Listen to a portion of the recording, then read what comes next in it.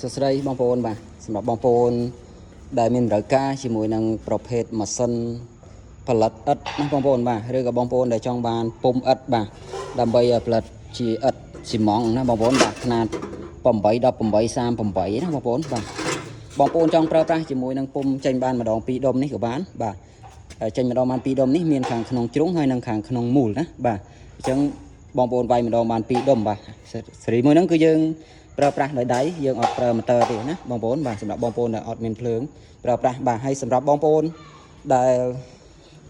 ចង់បានផលិតឥដ្ឋក្នុងមួយថ្ងៃបាន1500ដុំទៅ3500ដុំណាអញ្ចឹងបងប្អូនអាចងាកមកមើលជាមួយនឹងប្រភេទម៉ាស៊ីនខ្នាតធំណាបាទខ្នាតអាជីវកម្មនេះបានបាទហើយសម្រាប់បងប្អូនដែលចង់កំងពុំបាទចង់កំងពុំបាទខ្នាតប្រភេទម៉ាស៊ីនធំនេះក៏បានបាទគឺយើងមានតាមខ្នាតណាបងប្អូន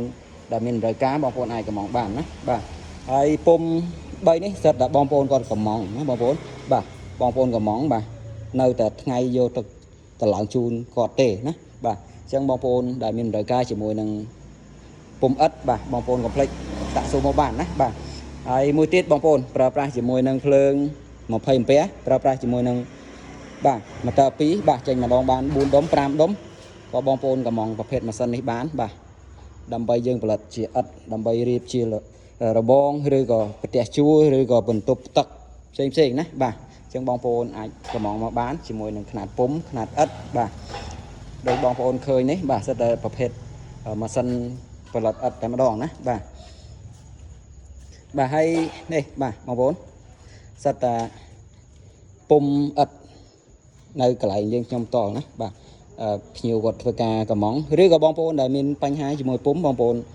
អាចសាកសួរមកបានតាក់ទងនឹងការជួសជុលណាបងប្អូនតាក់ទងនឹងការជួសជុលបាទបងប្អូនអាចកំងបានអាចសាកសួរមកបានបាទគ្រប់ប្រភេទពុំឥដ្ឋតែម្ដងណាបាទមិនថា01 02 03 04 05 06ទេណាបាទគឺយើងអាចធ្វើការកំងបានបាទបងប្អូនហើយនេះគឺយើងរៀបចំផ្ញើជូនបងប្អូនគឺយើងរៀបចំផ្ញើតាមរយៈបុណ្យធម្មជូនពុកម៉ែបងប្អូនគ្រប់25ខេត្តក្រុងតែម្ដងណាបងប្អូនបាទសម្រាប់បងប្អូនដែលមានតម្រូវការបងប្អូនអាចធ្វើការសាកសួរមកបានតាមរយៈលេខទូរស័ព្ទដែលមាន3ប្រព័ន្ធបាទប្រព័ន្ធទី1 012 406 456ណាបងប្អូនបាទប្រព័ន្ធទី2 016 406 456បាទប្រព័ន្ធទី3 071 206 66789បាទសម្រាប់បងប្អូនដែលមានតម្រូវការជាមួយនឹងប្រភេទម៉ាស៊ីនផ្សេងណាបងប្អូនបាទគឺមានច្រើនប្រភេទមែនតើបាទនេះបងប្អូនបាទនេះមិនថាម៉ាស៊ីនបោចមន់បោចអីទេគឺយើងមានច្រើនម៉ាស៊ីនផលិតចំណីអីគឺយើងមានច្រើនណាបាទ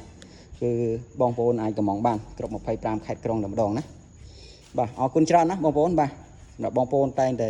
like share បាទឲ្យបេះដូងបាទអរគុណច្រើនមែនតើ